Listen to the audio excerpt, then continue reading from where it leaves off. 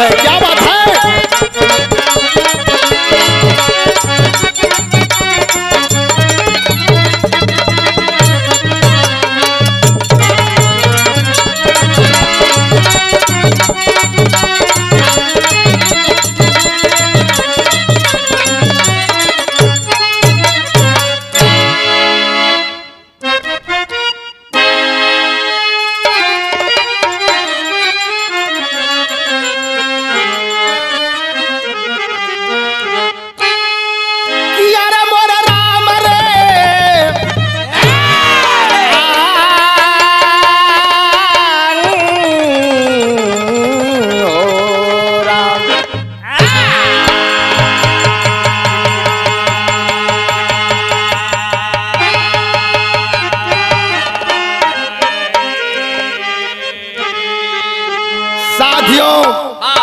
मैं गायक विजय राजभर बिरहा सम्राट पूजनीय स्वर्गीय बेचन राजभर जी का भाई आप लोगों के बीच में एक शहीद की वीर गाथा रख रहा हूं।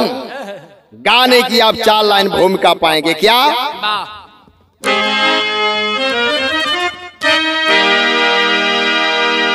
धन्य है उस जवानी का इतिहास जग में, अरे वतन के लिए खून अपना चढ़ाया, जननी जन्म भूमि कारण बहादुर, मौत को हंस कर नाहर गले से लगाया, गाएगा जुग जुग जमाना सदा, अरे दुनिया में जयकार होती रहेगी, राम निवास वीरों की गाथा कलम, अरे भर कर आंखों में आंसू हरदम कहेगी।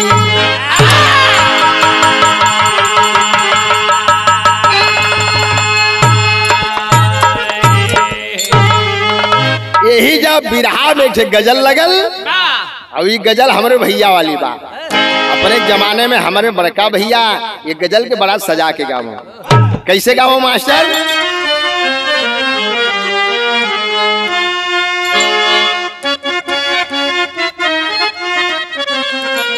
वाह वाह वाह, यह लाइन बा कैसे? कि एक बात मोरी सजनी गठिया ला चुदरिया में, बिना मोल कभी की जैबू, अरे माया की बजरिया में।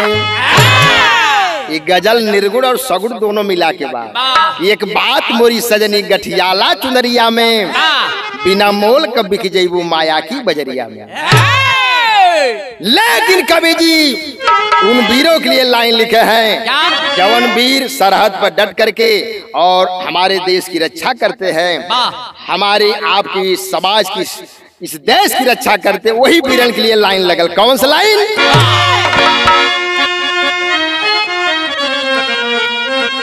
कि यार दे कर के लहू अपना,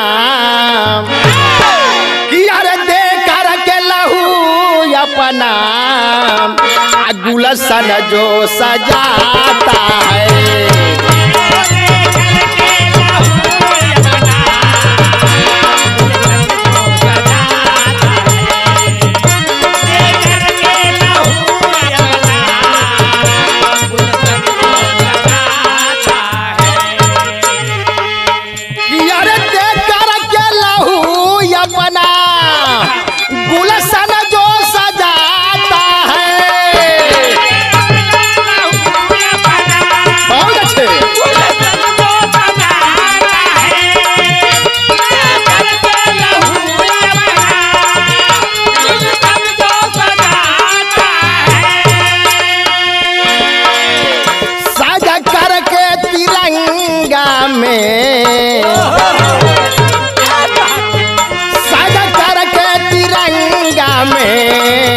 जब घर पर वो आता है, जब घर पर वो आता है,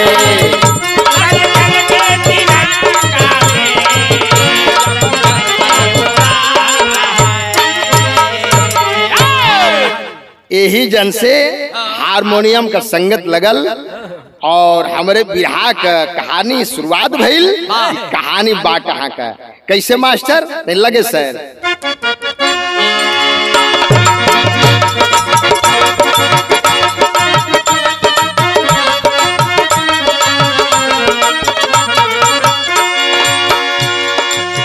नमन करता हुआ गाजीपुर की माटी को, नमन करता हुआ गाजीपुर की माटी को, नमन करता हुआ गाजीपुर की माटी को, किया गोली के आग वीर अपनी छाती को।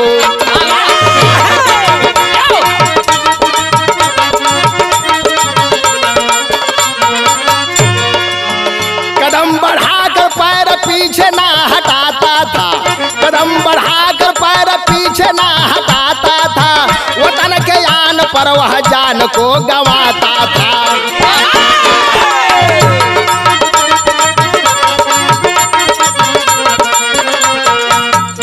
कहानी कहाँ गवा, कहानी कहाँ गवा?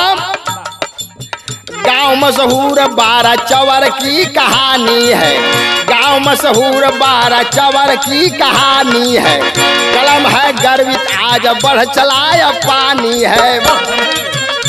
प्रेमचंद पासवान वही के रहने वाले हैं, प्रेमचंद पासवान वही के रहने वाले हैं। बड़ी मेहनत से अपने गृहस्थी संभाले हैं। भवन गुलजार हुआ 4 ललनवा भैले, भवन गुलजार हुआ 4 ललनवा भैले, फूल को देख कर खुशहाल चमनवा भैले।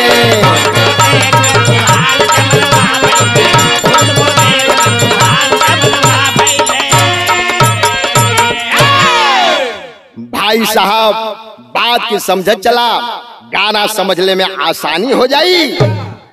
गाजीपुर जिला अंतर्गत जहुराबाद बाजार के बगल में एक गांव पड़ता है 12 चवर। वही 12 चवर गौवा में प्रेम पासवान जी का परिवार रहता है।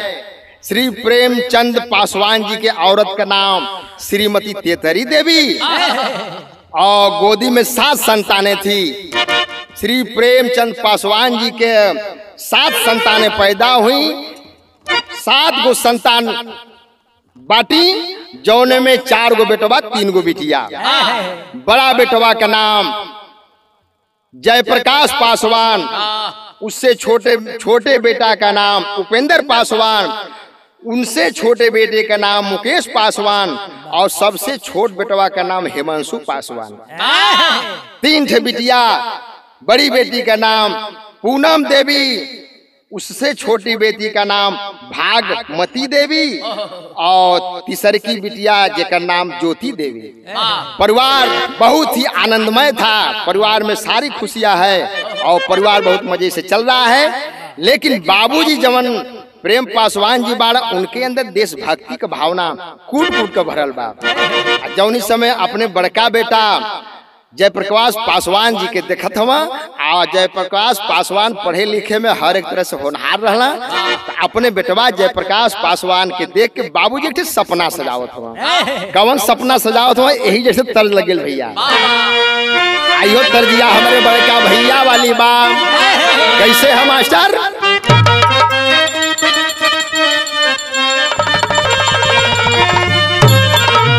यह तर्जिया बा कि अरे कोरी का हतारिया सासु दाहिया जमावई। बहुत अच्छे।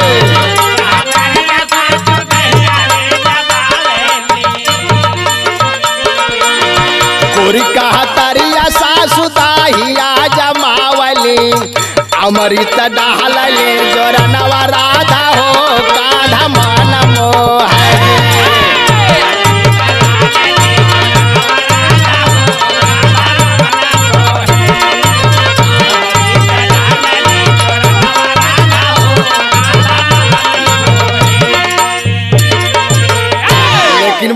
बाबूजी एक ठे सपना अपने बड़का बेटा जयप्रकाश पासवान जी के सजावट देख के सजावत हुआ का अरे बेटा के देखी के बाबू साजला सपनावा बेटा के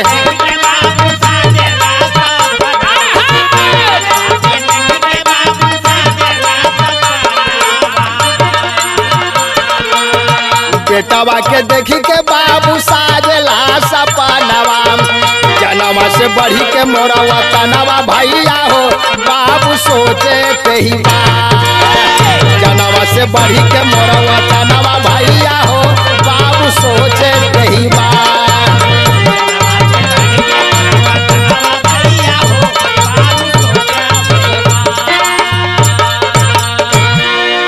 भाई साहब बाबूजी यह सोचत हम कि अपने बेटा जयप्रकाश के हम सेना के जवान बनाए सेना का जवान बनाऊंगा और इस देश की रक्षा करेंगे।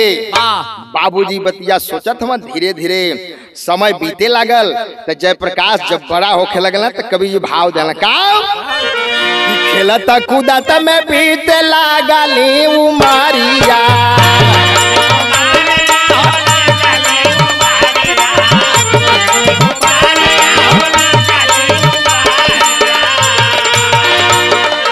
भर्ती भैला फौजा में बेटा वही घरिया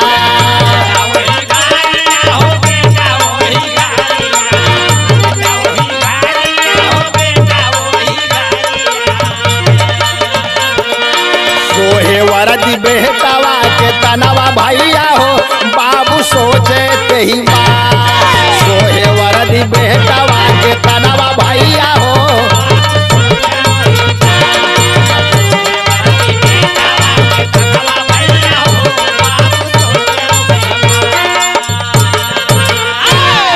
भाई साहब जयप्रकाश बड़ा होके लगल जब हाई स्कूल पास कैले हाई स्कूल पास कैले के बाद इंटर पास कैले तो जा करके जगह जगह फौज में भर्ती होके बदे लाइन लगाओ था बाबूजी के विचार से बाबूजी प्रेरित करत हम जाके फौज में भर्ती होके बदे लाइन लगावत हम और जा करके छत्तीसगढ़ में जिला दंतवाड़ा में 6 जून 2013 को CAF आर्मड फौज में भर्ती हो गए। जब भर्ती हो गई ना तो ट्रेनिंग करे बदे जगदलपुर भेज दिया गया जा करके जगदलपुर में ट्रेनिंग को पूरा किए।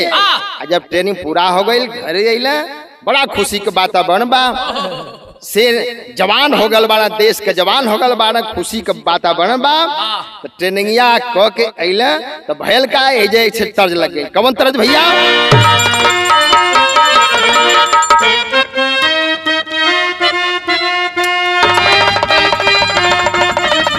वाह वाह वाह वाह यह तर्जबा कि अरे छपरा सहारिया में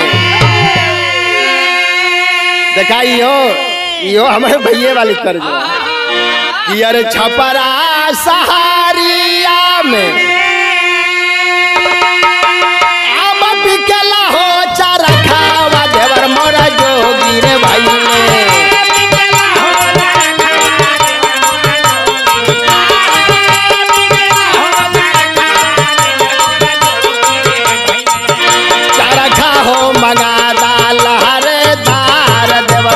जोगी रे भैले चरखा हो मंगादा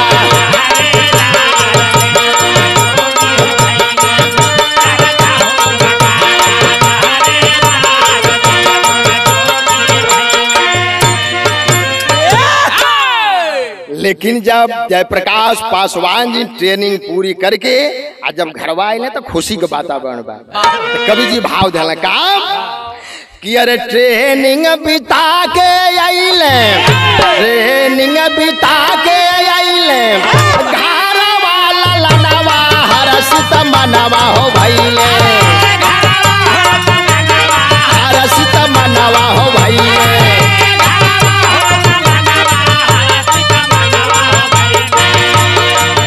तू में माई बचवा काली लार हरसित मनवा हो भइले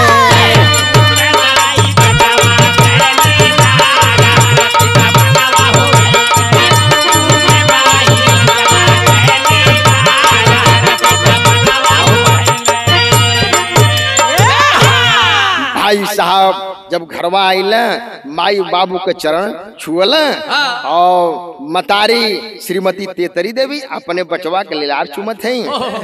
बड़ा खुशी के वातावरण बा। समय धीरे धीरे बीते लगल। घरवा जयप्रकाश पासवान जी हम समय बीतत है तो भैल काम कि नौकरी कराता बीतल, नौकरी कराता बाटे बीतल 2 साल हो।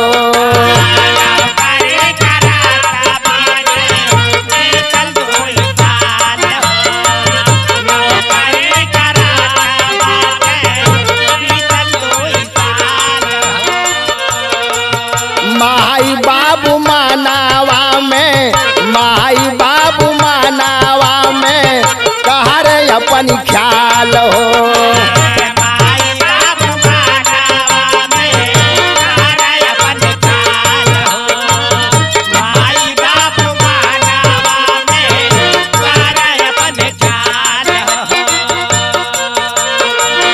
कई दे सगाई बाहू, कई दे सगाई बाहू आ जैती भावनवा हरसित मनवा हो भैले, आ जैती भावनवा हरसित मनवा हो भैले, आ जैती भावनवा आइला फतेहपुर का रिश्तेदार हरसित मनवा हो भैले, आइला फतेहपुर का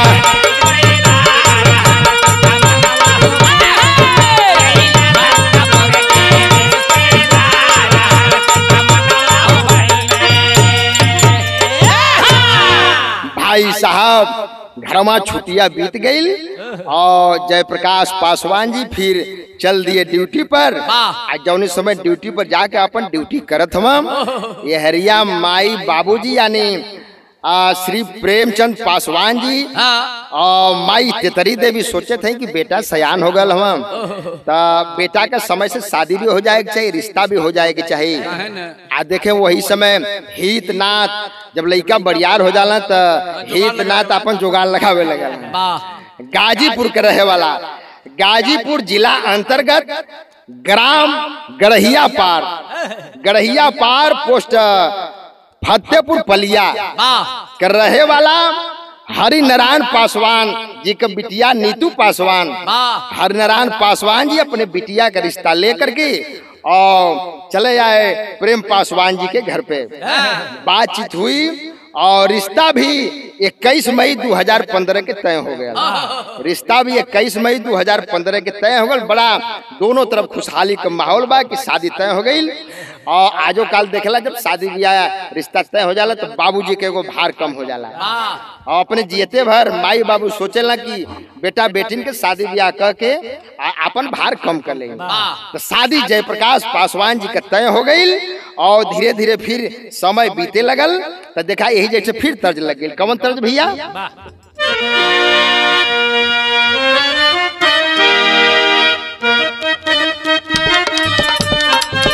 बहुत अच्छे।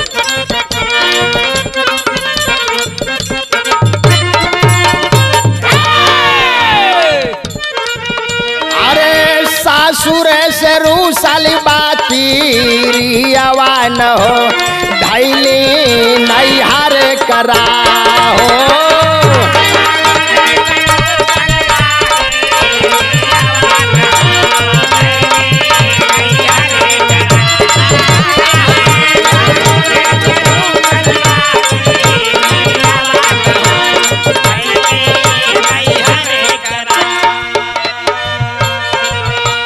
यही तरजिया के हमारे भैया एक लाइन और आगे गवला। क्या गवला? लहगली बाजारी आया गामपुर हो, लहगली बाजारी आया गामपुर हो, हीरा रतन बिकाय हो।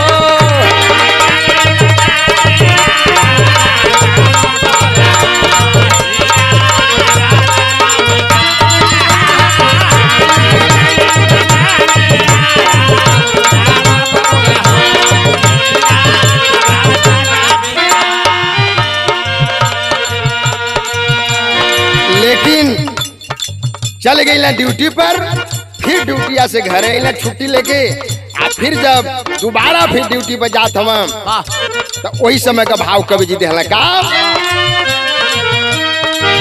छू के माई बाबू का चारा नवान हो, छू के माई बाबू का चारा नवान हो, चलला ड्यूटी पर जवान हो।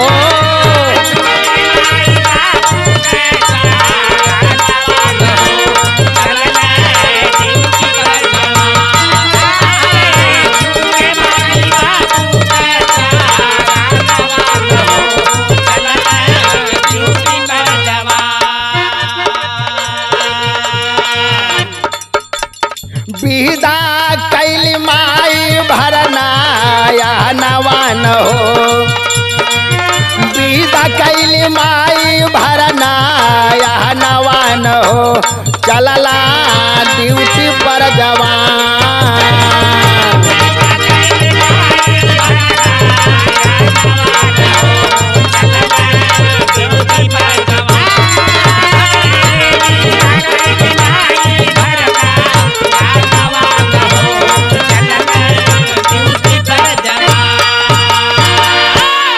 भाई साहब माई बाबू का चरण चूम करके और फिर जब ड्यूटी पर चले लगला तो माई की अखिया से आंसू बहे लगल।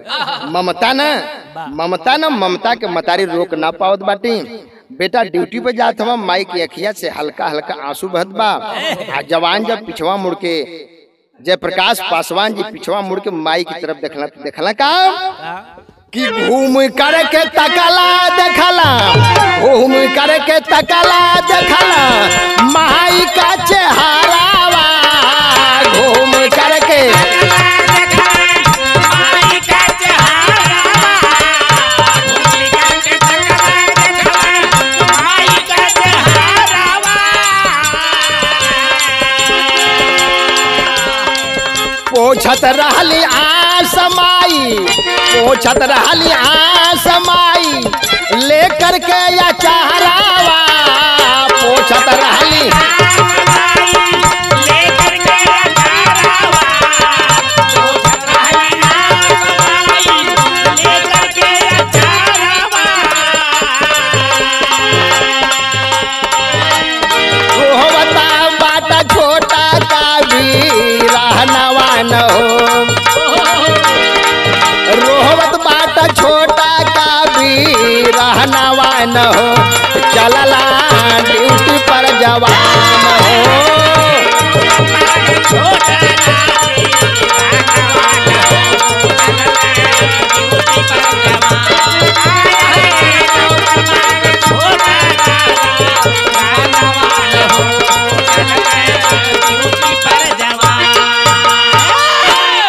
भाई साहब माई की चेहरवा की तरफ जयप्रकाश पासवान जी मुड़ करके देखत हवा तो माई की आँखिया से आंसू बहत बा और छोटका भाई हिमांशु भी आँखिया से हिमांशु के भी आंसू बहत बा। जयप्रकाश पासवान जी कहला कि माई तू रोवत हो, तुहार बेटा ये देश का जवान हो, ड्यूटी पे जात हवा, रोवे के ना चाहिए, हम फिर ड्यूटी से छुट्टी लेके आए।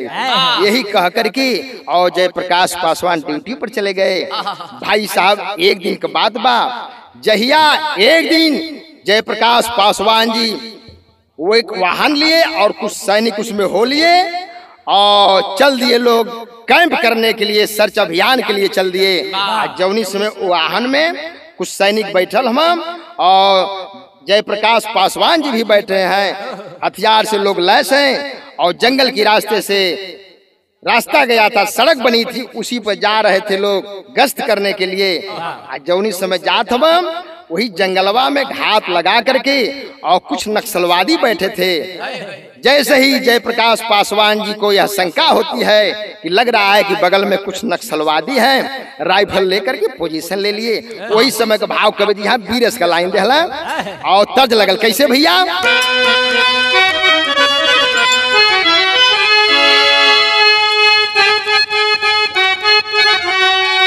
यहाँ लाइन बा कैसे कि अरे सासू मारा तनवा, कि अब सासू मारा तनवा, अरे ननदिया मारा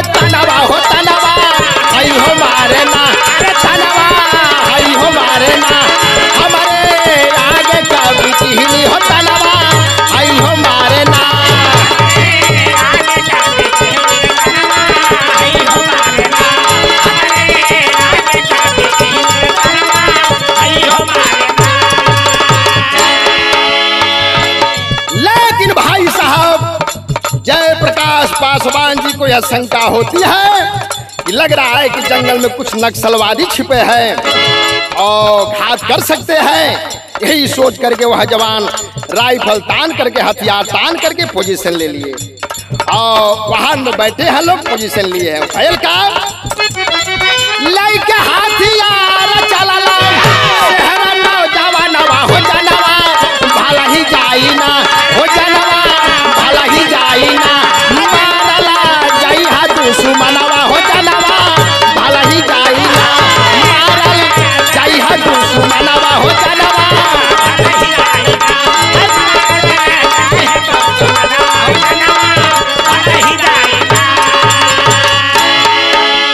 एकदम हथियार तान करके पोजीशन ले लिए। जौन समय पोजीशन ले ले हम वही समय नक्सलवादी सब घात लगाकर बैठे थे, गोली चलाने लगे। जवाबी कार्रवाई में जयप्रकाश पासवान जी भी गोली चलाने लगे।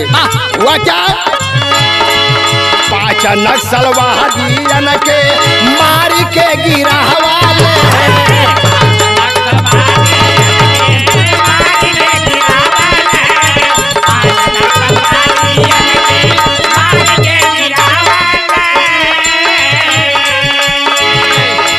धोखा कैला दुश्मन वीरा, धोखा कैला दुश्मन वीरा देखा नहीं पावाले, धोखा कैला दुश्मन वीरा देखा नहीं पावाले, धोखा कैला दुश्मन वीरा देखा नहीं पावाले। घूम करके मारे पलटल, घूम करके मारे पलटल, विधि का विधानमा हो जानवा भला ही जाई ना, हो जानवा भला ही जाई ना, गोलिया लहगर से ही खानवा हो जानवा भला ही जाई ना, गोलिया लहगर से ही खानवा भला ही जाई ना, गोलिया लहगर से ही खानवा भला ही जाई ना। भाई साहब 5 नक्सलवादियों को बहुत ही वीरता के साथ जयप्रकाश पासवान जी मार करके गिराए और धोखा से एक गोली उस नक्सलवादी की आकर के जयप्रकाश पासवान जी के सीने में लग जाती है। भैया हो जौनी समय गोली लगल बा वह जवान गिर करके जमीन पर लड़खड़ा रहे हैं। बगल में साथी जवान उनको उठा करके गोद में ले लिए। जौनी समय वह साथी जवान गोद में लिए हैं, जयप्रकाश पासवान जी अपने उस जवान से, भाई जवान से कह रहे हैं कि भैया हमार प्राण पखरू बची ना, एकठी बात हमरे बाबूजी से कह दिया।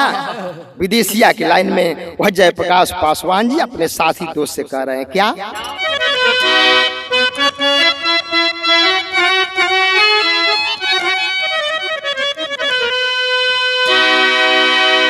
बची न परानावा अब जवानावा कहेला बात कि अरे घरवा खबरिया पटैया मितावा,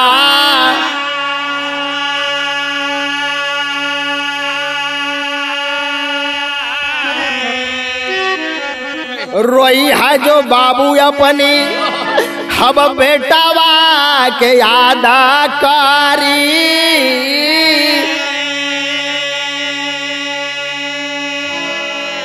और माई के सबूरावा धाराई हाय मितावा।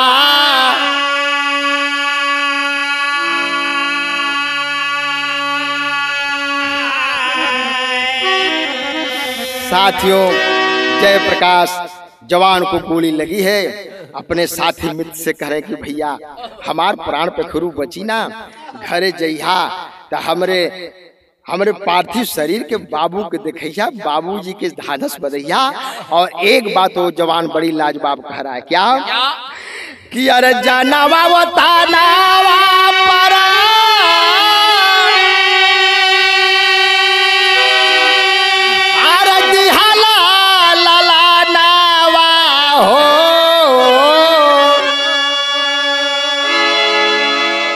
सीनावा का घाउआ देखाई हाय मितावा,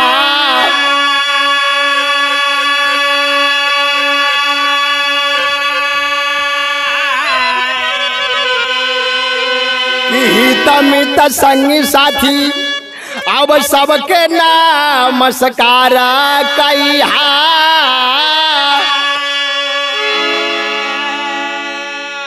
कि अरे जंग वाली बतिया बताई हाय मीतावा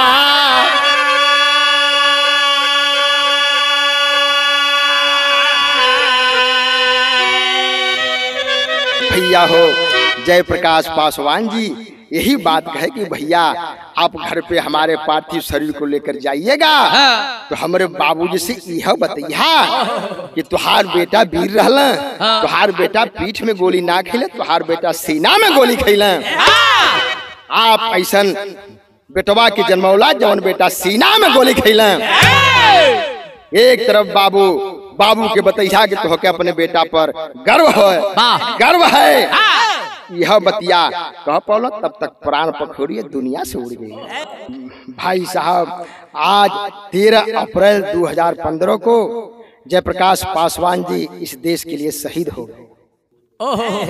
देखें भाई साहब जयप्रकाश पासवान जी इस देश पर शहीद हो गए।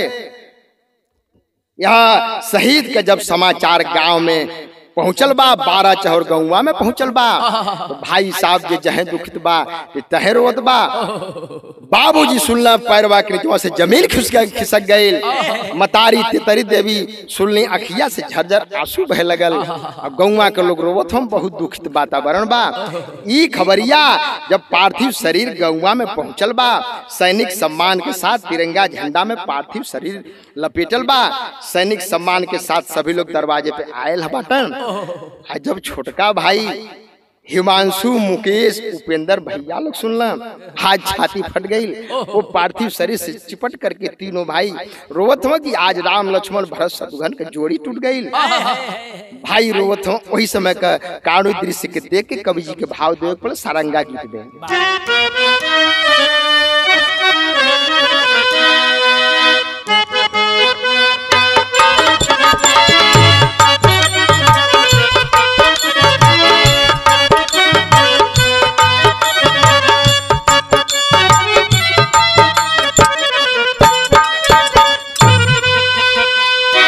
भैया उपेंद्र मुकेश हिमांशु रोवे मुकेश हिमांशु रोवे बरसे लाया किया से लोरा जी।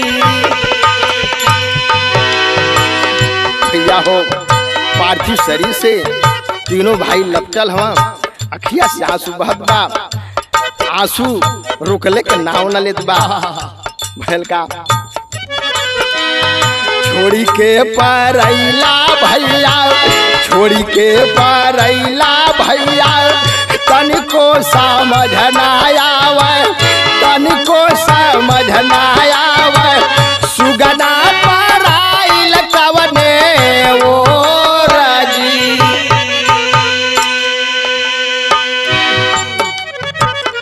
अखिया के खोला भैया अखिया के खोला तानी मुहवा से बोलाए भैया। भाई साहब भाई हिमांशु मुकेश अपने बड़का भैया जयप्रकाश पासवान जी के बुलावत हवा। भैया रहत तब तो बोला अखिया के खोला भैया अखिया के खोला तानी मुहवा से बोलाए भैया मुहवा से बोलाए भैया तोड़ला साले ही का डोरा जी।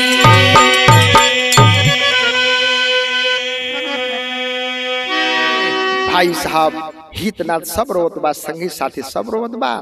एक तरफ जयप्रकाश जी के शहीद भैले का गर्व भी बा और एक तरफ बिछुड़ने का दुख भी बा। यह दुख की घड़ी है यह गर्व की घड़ी है। यह ममता न ये ममता हिलोरे मारत बा लेकिन सबके आंखिया से आंसू बहत बा। कवि जी के टेरी के लाइन देवे के पड़ का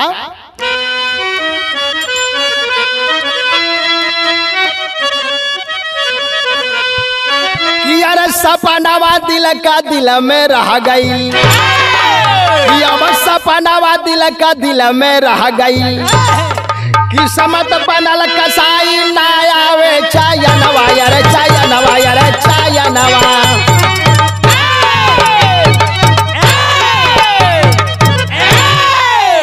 किस्मत बनल कसाई ना आवे चयनवा, सपनवा दिल का दिल में रह गई।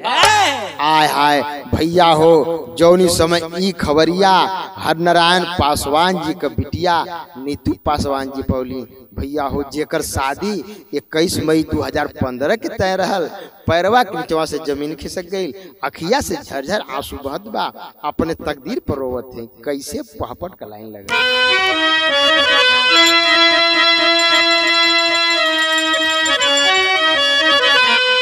कि सुत गईला तू कहवा कुंवर का धाइया भैया मनमोहन। कि सुत गईला तू कहवा कुंवर का धाइया भैया मनमोहन। आ सुनला नाही अबला का दोहैया भैया मनमोहन।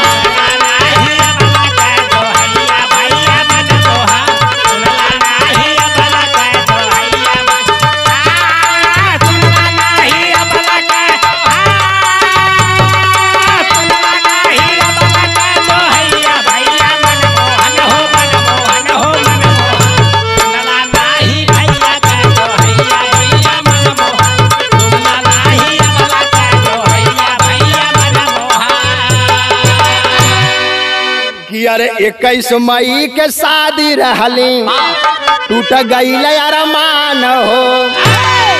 अब भइल अंधेरा अब जीवन में, अरे डूबल सूरज चान हो। अरे डूब गईल धारा के बिचवा नैया भैया मनमोहन। कहवा गईला कास्ती के खेवैया भैया मनमोहन। भाई साहब यह 21 मई 2015 के शादी रहल, और जौन समय यह बात कन्या पक्ष के लोग सुने, खुशहाली का माहौल था, गमगीन हो गया, गमगीन माहौल बन गया। लेकिन इसमें खुशी का बस नहीं है, जो होनी होती है वो होके रहती है। तो ये लिए आला के लाइन से कहे पड़े। कैसे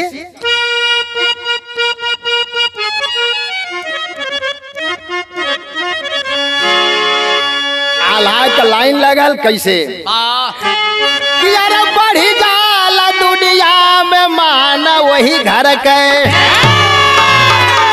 अरे बेटा जेकर आ जाला वो तानावा के काम।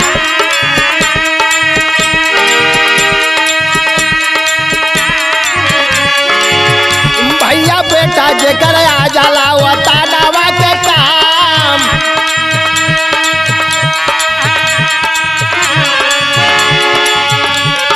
ना सोवर हता आखिर एक दिन छूटी जाई है।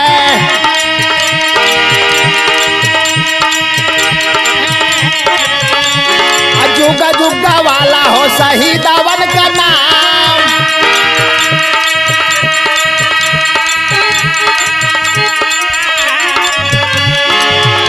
भाई साहब यह मिलता है कि जौने परिवार का एक जवान शहीद हो जाता है, उस परिवार का उस खानदान की 7 पीढ़ी तर जाती है। आज बहुत ही सौभाग्य की बात है कि 12 चवर में प्रेमचंद पासवान जी का बेटवा जय प्रकाश पासवान जी शहीद हुए। यह गर्व की बात है। लेकिन कहना बा कैसे, दरअसल करना लोग आवे सब घरवा।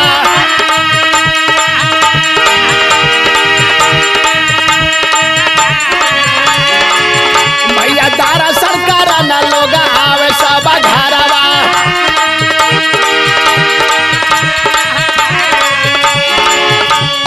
पूर्वजन का गाँव आज बनी गईल धाम।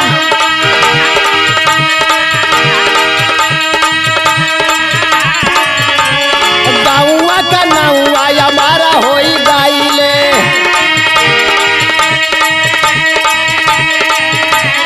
आरती का सब लोग करे प्रणाम।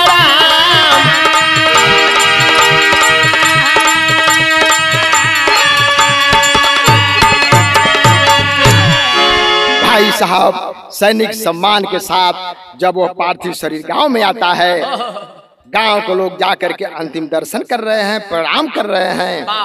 वही समय मतारी तेतरी देवी जब जनली कि हमार बेटवा आयल हम, मतारी अपने बेटवा के बात के सुन करके और बेसुध हो जाती हैं, कभी होश में आती हैं। अपने बेटवा के पार्थिव शरीर के पास जा करके और तिरंगा झंडा को हटा करके और अपने बेटवा की बुलावत है। कवि जी भाव देना कैसे कि अरे रोवे माई ते तारिया चेहरावा निहार के,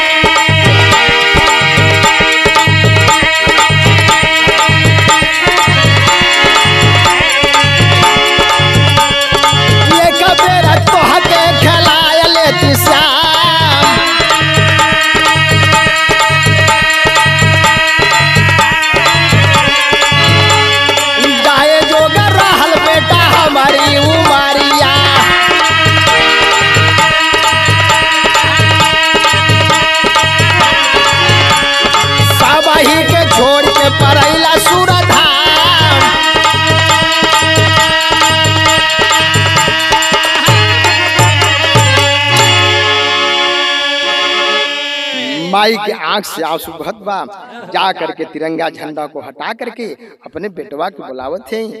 बेटा रह तब तक बोला, माई के सदमा लगल, माई बेहोश हो गई। होश में आवत हैं, बेहोश हो जाते हैं। भाई साहब इस देश पर जयप्रकाश पासवान जी शहीद हो गए, अमर हो गए इस देश के लिए। पार्थिव शरीर को सैनिक सम्मान के साथ मुखा अग्नि दी गई, पंच तत्व में विलीन हो गए। जयप्रकाश पासवान जी तो इस देश के लिए शहीद हो गए, लेकिन हमारे लिए, आपके लिए, इस समाज के लिए एक संदेश देकर गए। कौन सा संदेश? खड़ी कलाएं।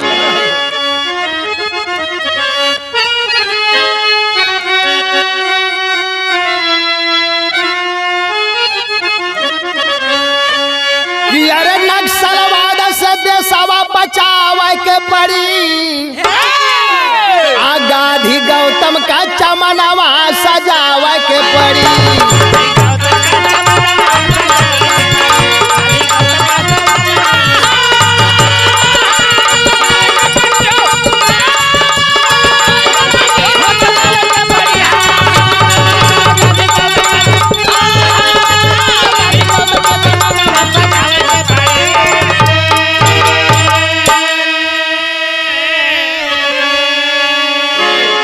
नक्सलवाद से देशवा बचावे की पड़ी, गांधी गौतम का चमनवा सजावे के पड़ी।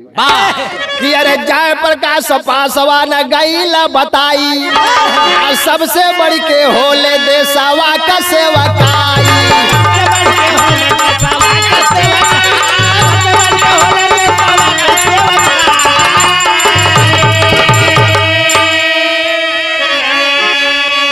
ये करी खातिर न जिंदगी गवावे के पड़ी, गांधी गौतम का चमनवा सजावे के पड़ी।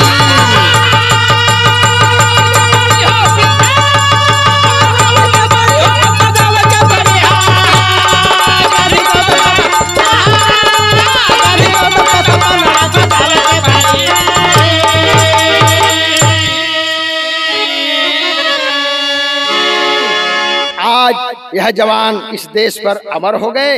उनकी यही विचारधारा थी कि हम तो कर चले हम फिदा जानो तन साथियों, अब तुम्हारे हवाले वो तन साथियों। अंतिम कड़ी में कवि जी को लिखना पड़ा क्या? तो गुरु बिहारी गुरु गणेश अब धन्य वतन के वीर, आज स्वर्ग विराजे बेचन चंद्रिका, अरे गए कलेजा चीर हो।